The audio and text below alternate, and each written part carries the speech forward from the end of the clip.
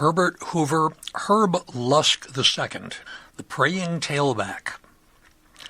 End zone celebrations after a touchdown don't go back that far.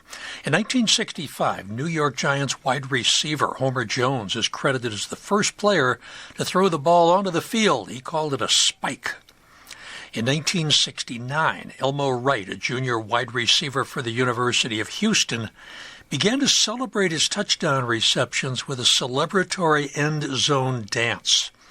In his rookie year with the Kansas City Chiefs, he caught a touchdown pass in a game on October 24, 1971, against the Washington Redskins, and he celebrated with what some believe was the first end zone dance in NFL history.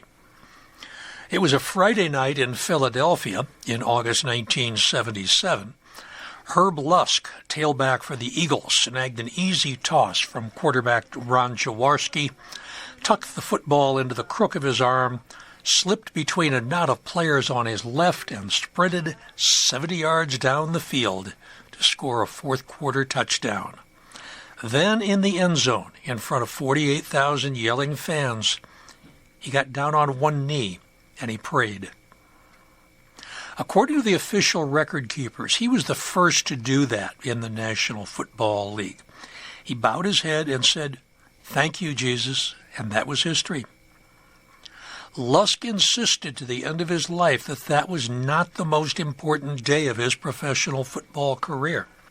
That would come on the second day of training in 1979 when he woke up in his dorm room and he said, "I can't play football." "Man," his teammates said from the other bed, "this is only the second day of camp." "For you," Lusk said, "for me, it's the last." He was done with football. He was going to be a Baptist minister. The coach tried to talk him out of it. So did his dad, who was himself a Baptist minister. His father got on the phone and argued more people would see Lusk pray in an end zone than would ever lay eyes on him in the pulpit. "Dad, I don't think that's enough anymore," Lusk recalled saying. "I woke up in the dorm room and I knew it was over for me. I could feel the Lord's call." Herb Lusk quit football that day, and he committed himself to a ministry. He became a dynamic powerhouse pastor who turned a dying, debt-burdened congregation into a vibrant community of faith and a vital Philadelphia institution. It wasn't a step down going from the NFL to the church, he told Philadelphia Daily News columnist Ray Didinger. It was a step up. My work is now eternal. I'm caring for people's souls. That's far more important than carrying a football. Herbert Lusk was born in Memphis, February 19, 1953. He was named Herbert Hoover after his father, who was born in 1929. That's the year the Republican president of that name was inaugurated. In 1961, H.H. Lusk Sr. and his wife Betty moved their family to Seaside, California, on Monterey Bay. The elder Lusk took a position as pastor of Bethel Missionary Baptist Church, and Betty taught at the high school before she became the first black principal. Today, a wing of classrooms is named for her. While he was growing up, Lusk focused almost entirely on football. There was school and church and friends and girls. There was the tumult of the outside world, the assassination of Martin Luther King Jr., the rise of the Black Power movement, the war in Vietnam, the end of the military draft the month before he turned 20. He thought sometimes about becoming a minister, like his father, but mostly there was football. He went to California State University, Long Beach in 1974. He quickly set himself apart as someone with an incredible talent for running a football down a field. His senior year, he ran 1,596 yards.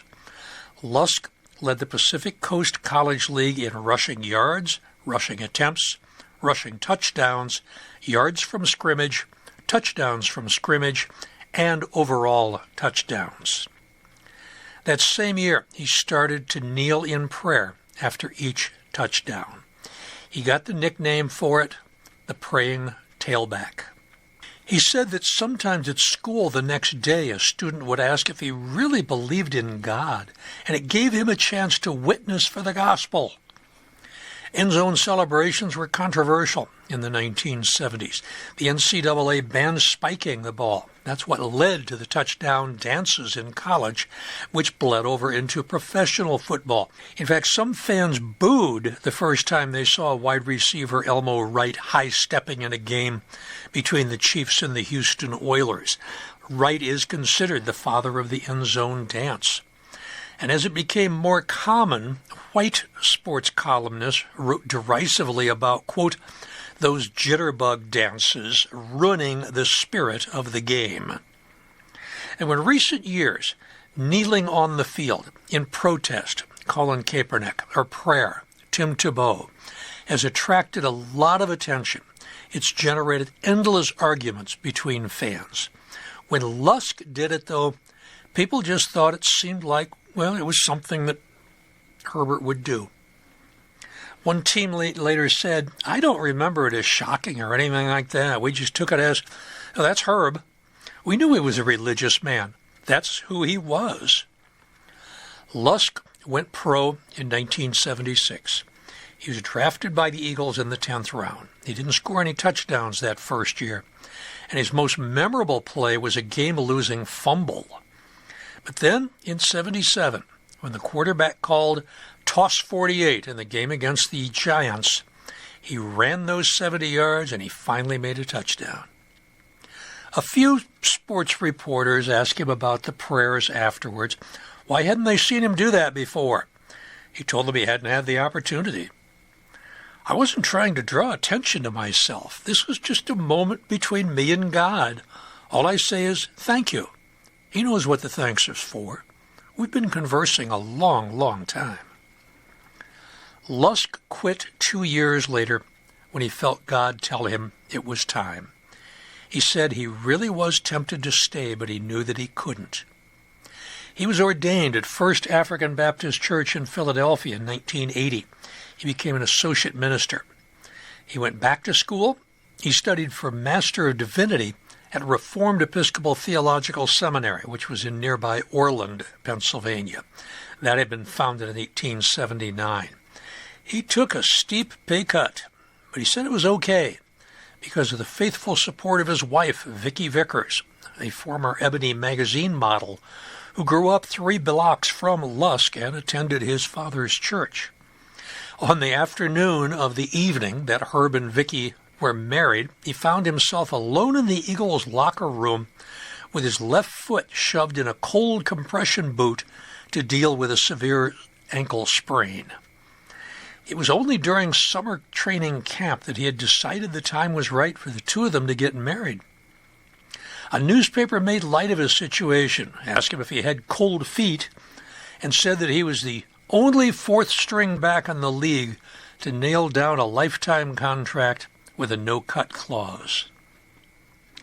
1982, the former football player accepted a call to Greater Exodus Baptist Church in North Philadelphia. It was a dwindling congregation in a crumbling, pigeon-infested Episcopal building that was more than 100 years old. The deacons told him there were about 18 active members of the congregation, $400 in the bank, $200,000 in debt, and 7 buckets of rain in the building every time that the rain fell. On the good side, the church was less than 5 miles from the Eagles Stadium. Lusk accepted the call and threw himself into the work of the ministry.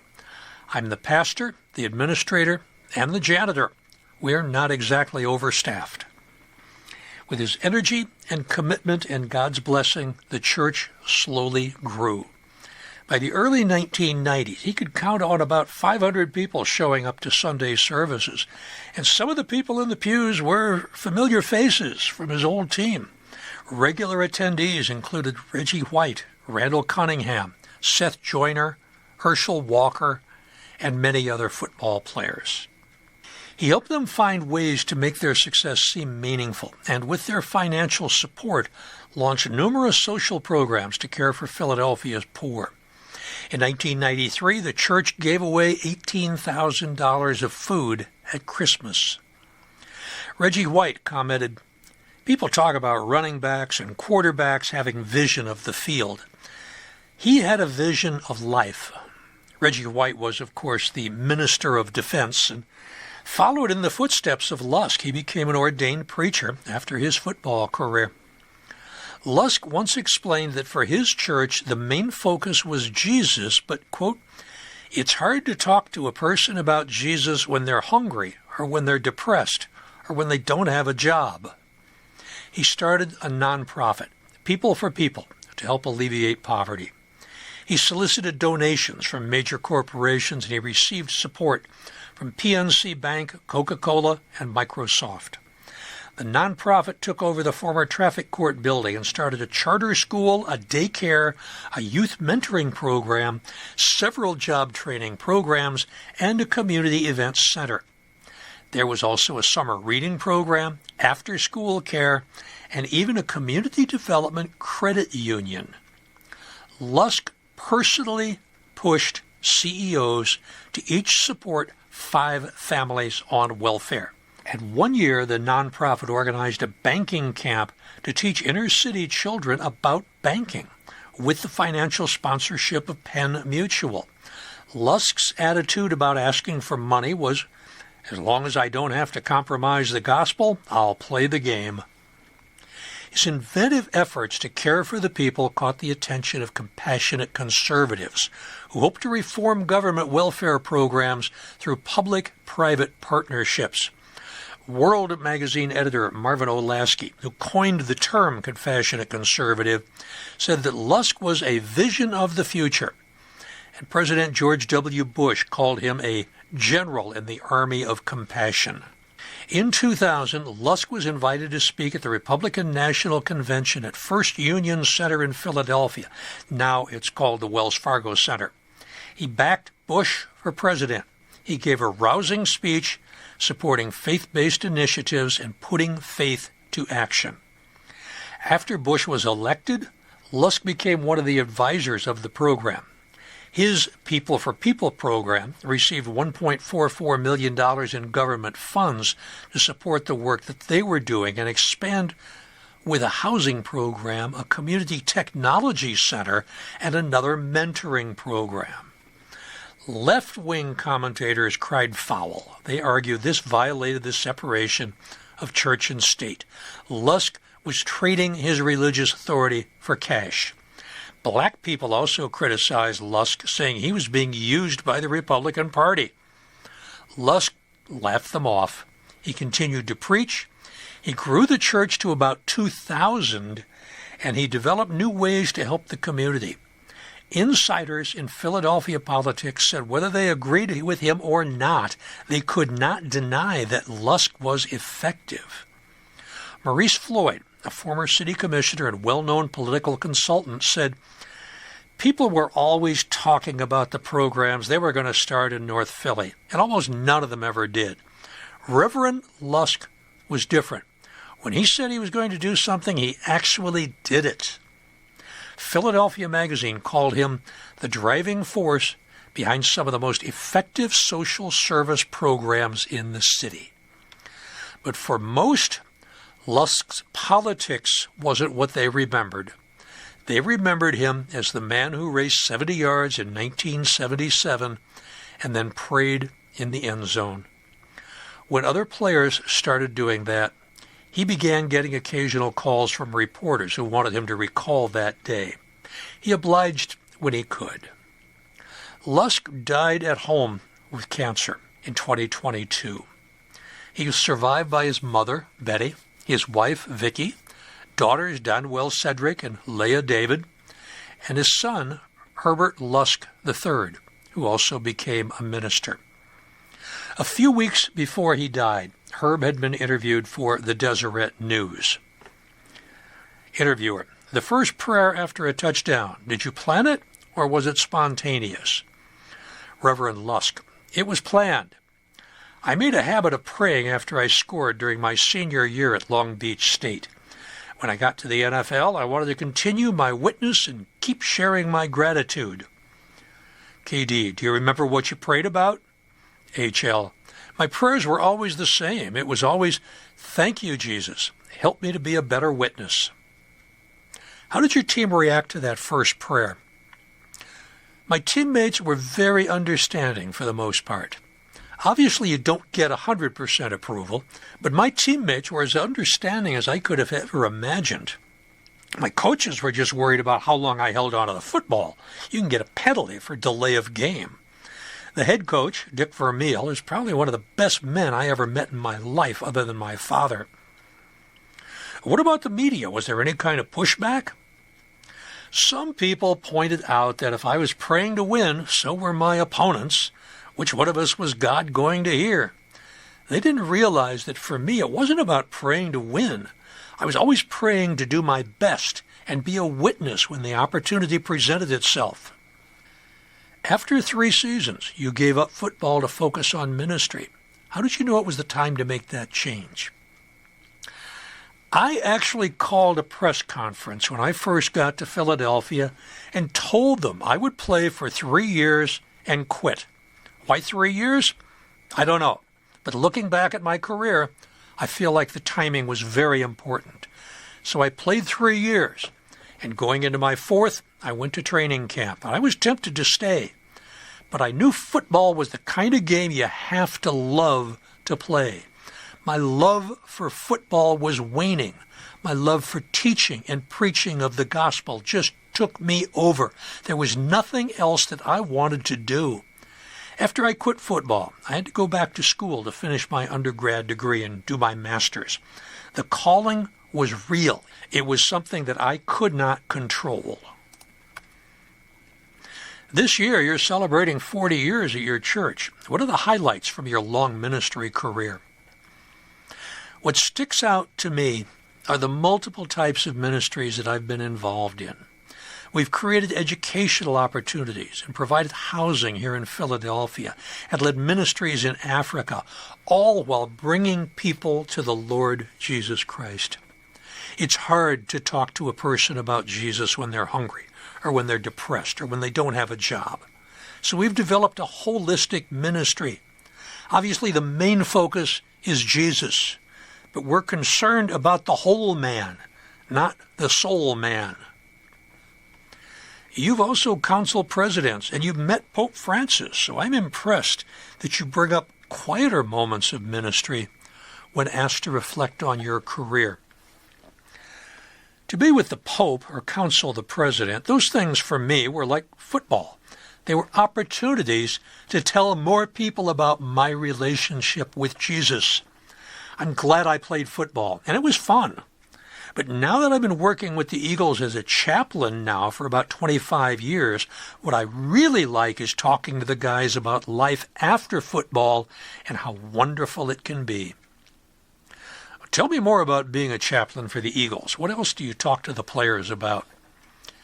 You want to make sure the guys are level-headed. When you play football, you really can't think about anything else.